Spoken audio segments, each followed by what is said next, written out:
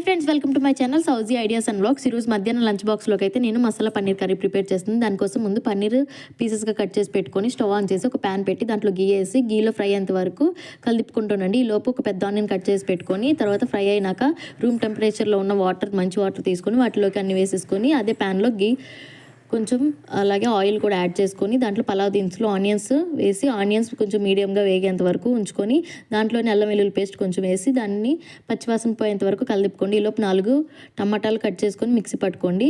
అవి వేగినాక tomato mix అంతా దాంట్లో వేసేసి కొంచెం పసుపు, ఉప్పు, కారం తగినంత వేసుకొని కలిపుకోండి.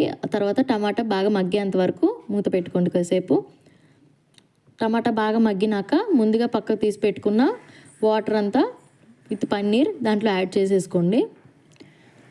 ఆ తర్వాత కర్రీ అంతా దగ్గరికి వచ్చేదాకా ఉంచి దాంట్లో కొంచెం చీజ్ పీసెస్ లాగా కట్ చేసి వేయండి. వేసినాక మొత్తం ఇలా దగ్గరికి వచ్చేసి కలిపుకున్నాక లాస్ట్లో ధనియాల పొడి అయితే యాడ్ చేస్తున్నా. ధనియాల పొడి అలాగే కొత్తిమీర అయితే యాడ్ చేసుకుంటే అయిపోతుంది. Thank you for watching my video. Like, share, subscribe my channel Sowji ideas and vlogs.